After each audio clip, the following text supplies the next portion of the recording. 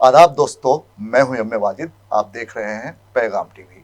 Prime time में आज हम बात करेंगे उस मशहूर और मारूफ हस्ती की जिसने तेलुगु फिल्म इंडस्ट्री को 350 फिल्में दी हैं। मैं बात कर रहा हूं कृष्णा की।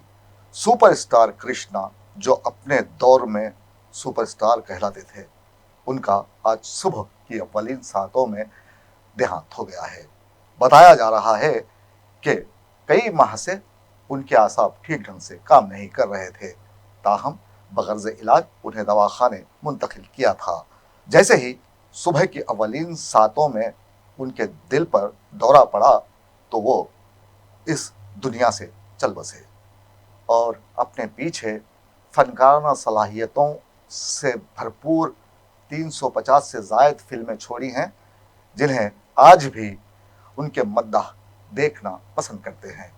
पेश है कृष्णा की अदाकारी और उनके फिल्मों पर पैगाम टीवी की एक खास रिपोर्ट। तेलुगु फिल्मों के पहले सुपरस्टार कृष्णा मखसूस स्टाइल के हीरो थे, जिन्होंने पर्दे पर धूम मचाते हुए तकरीबन 5 दहाइयों तक अपने चाहने वालों के दिलों पर राज किया और आज सुबह दवाखाने में आखिरी सांस ली। घटमानेनी शिवराम कृष्ण मूर्ति जो फिल्मों में दाखिले के बाद कृष्णा के नाम से मशहूर हुए, 31 मई 1943 को पैदा हुए। सन 1961 में उन्होंने छोटे मोटे किरदार अदा करते हुए अपना फिल्मी सफर जारी रखा। 1965 में उन्होंने थेने मनसुलु जैसी फिल्म में मरकजी किरदार अदा किया। उसके बाद फिर उन्होंने कभी पीछे मुड़कर नहीं देखा। कृष्णा महकूम तबके के हीरो थे।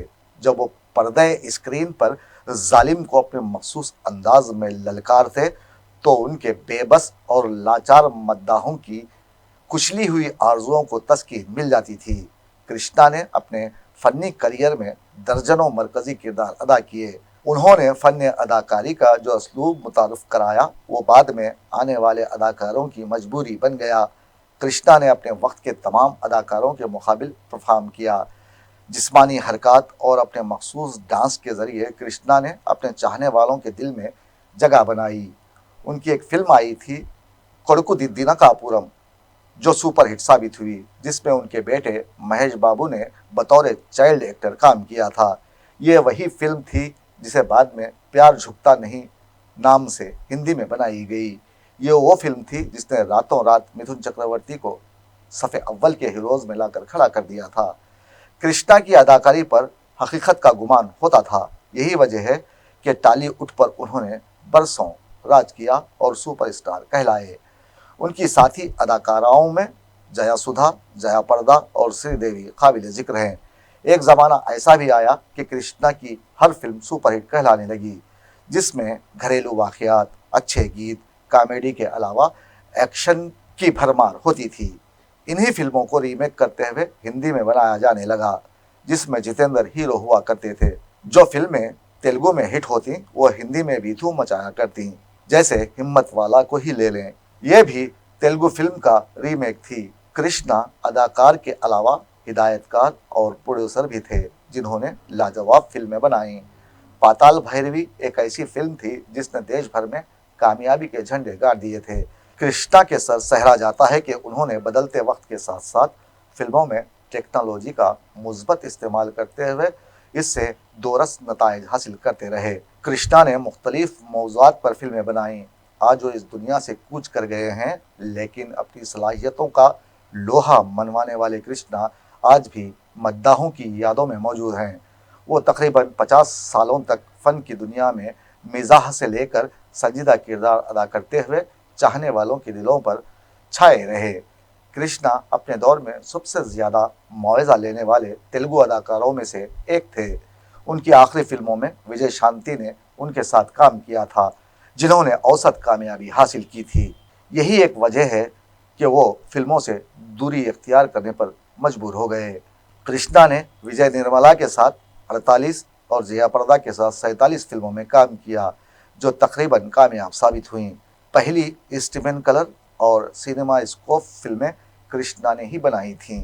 उन्होंने मुख्तलिफ किरदारों के साथ इंसाफ करते हुए फैंटेसी, एक्शन, तारीखी, अफसानवी, ड्रामा जैसी फिल्मों को अवाम तक पहुंचाया, जिन्हें तेलुगु फिल्मों में ग्रां कदर खिदमात के लिए 2009 में पद्म भूषण अवार्ड से नवाजा गया। जिस तरह राजेश खन्ना को जिंदगी ने एक ऊंचा मुकाम दिया था और उनकी हर फिल्म कामयाब हो रही थी, उसी तरह 1976 से 1989 तक कृष्णा की हर फिल्म कामयाब होती रही और 1989 ही में उन्होंने सरगर्म सियासत में कदम रखा और कांग्रेस पार्टी से जुड़ गए। फिर मेंबर ऑफ पार्लियामेंट के तौर पर मुंतखब हुए। दरअसल फनकार हमारे माशरे का वो तबका है जो मुरझाए हुए चेहरों पर खुशी लाने का मुकद्दस फरीजा अंजाम देता है, लेकिन जब किसी फनकार का अपना चेहरा मुरझा जाए तो फन की दुनिया उजड़ कर रह जाती है और यही कृष्णा के साथ हुआ। उनके आसाब काम करना बंद कर चुके थे, जिन्हें दवाखाने बगर्ज इलाज मुंतकिल किया गया था, जिन्हें आज सुबह दिल का ऐसा दौरा पड़ा कि वो संभल भी नहीं सके।